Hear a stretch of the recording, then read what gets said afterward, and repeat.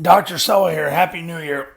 Here's the two biggest flexbone triple option trends of 2020. There's been two big trends from Army, and I'm only concerned with Army, Navy, and Air Force because in 12 years in business, I've learned that's what my clients are most concerned with are what's Army, Navy, and Air Force. What are the FBS schools doing with the offense? That's what they care about because they're the ones in the limelight and they're the authority. So the two biggest flexbone triple option trends of 2020 by the three academies are the following. Number one, this is the biggest. This is huge. Utilizing the zone dive to force number one onto the B-back. So what happens is the zone dive, which has always been a very highly utilized play, what's happened is they figured out we don't want the triple to set up the zone dive. We're going to use the zone dive to set up the triple. So what they're doing is they get into a situation. I'm going to draw this to one side.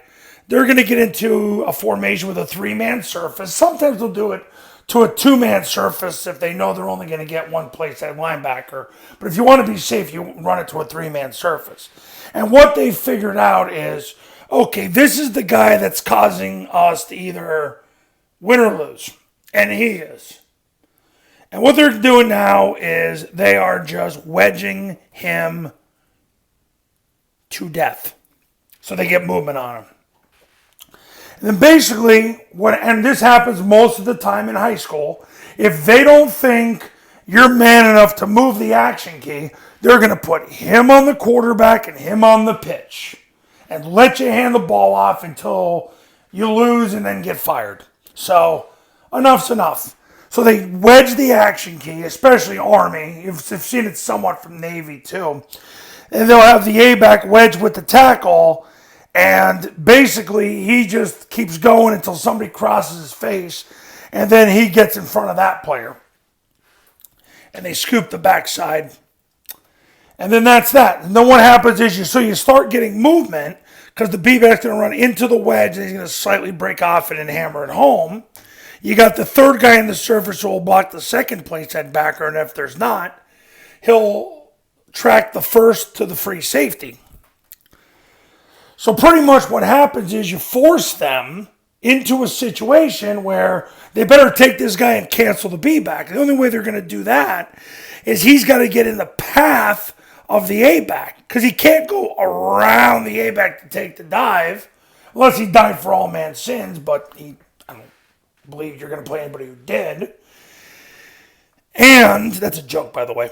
And so what they start doing is they start firing him inside to take the dive. And so what happens is he's going to have the collision in the A-back, and then the B-back makes it all right. He's either going to hit it up in here or he's going to hit it there. But the bottom line is if he takes the B, he's going to take the quarterback. It's because they got to play the option.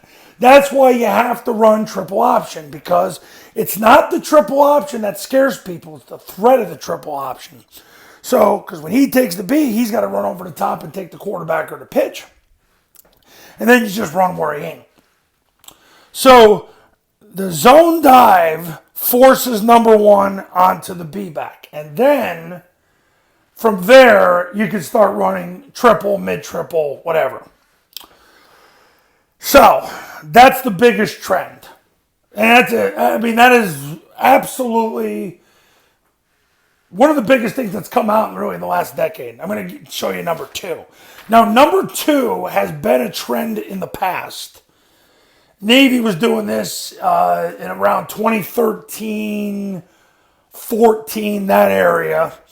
And that is, I'm keeping you in suspense here, is the utilization of midline triple option. Midline triple option, the reason they're using so much of it is they're getting out there. They believe against a zero technique, it's the best way to handle the zero. Because a lot of times if they can base the zero, they'll just base the zero. Now, I've been doing this a long time, and I know that most of you won't be able to base a zero. Okay, I get that. And if you are, well, you're not paying me anyway, so I don't really care.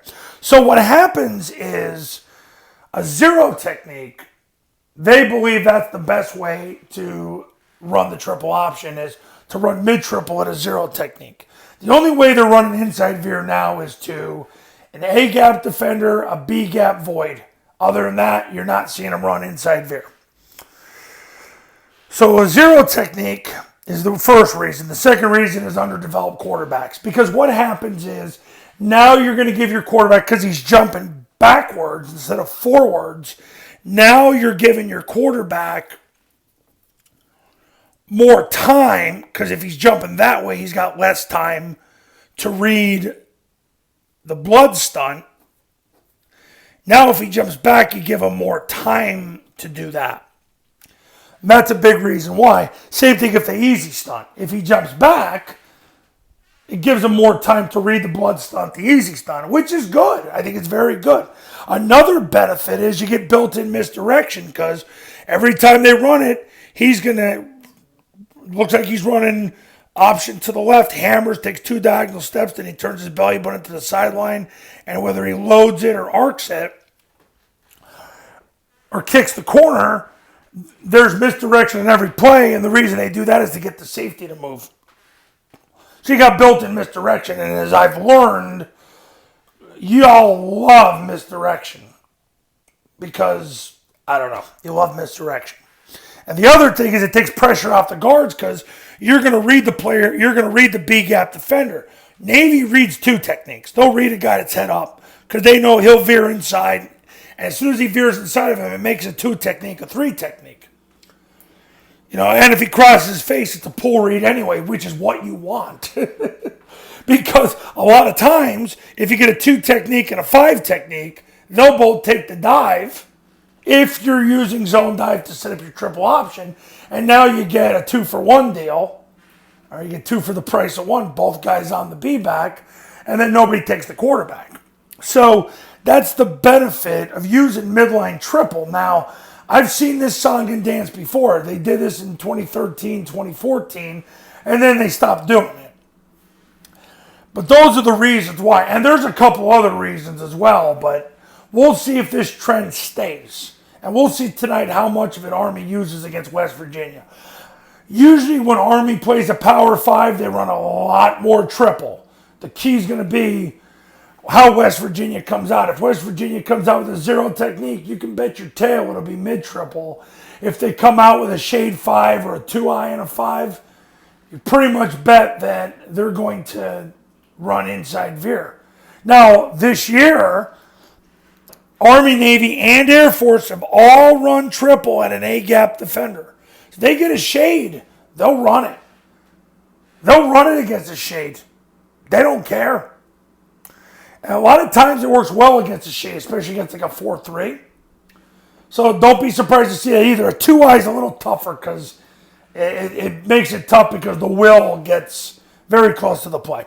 But the 2 big trends of 2020 is zone dive to force number 1 onto the B-back, using the zone dive to set up the triple, which is really brilliant. Because how many times have you been in a game where you run triple, you can't get movement on the double team, and they just run number 1 up the field to take the quarterback, and you 3 gives and a punt. And then number 2, utilization of mid-triple, basically to handle, those situations. Zero tech, underdeveloped quarterback, built-in misdirection, takes more pressure off the guards, which is always a great thing. It might be the way to go in the future. Now, you can block mid-triple a bunch of different ways. I teach clients how to do it the way Paul did it and the way that Navy does it. Army has changed their mind 7 different times this season on how they do it. But anyway, that's that. So those are the 2 trends. Go with it in 2021. Coaches, you want to run Army, Navy, and Air Force's offense the right way the first time. Call me at 570-332-0265. 570-332-0265, and go to tripleoptionfootball.com/testimonials. You can see all the success stories that have come out of the camps in the academy. Talk later.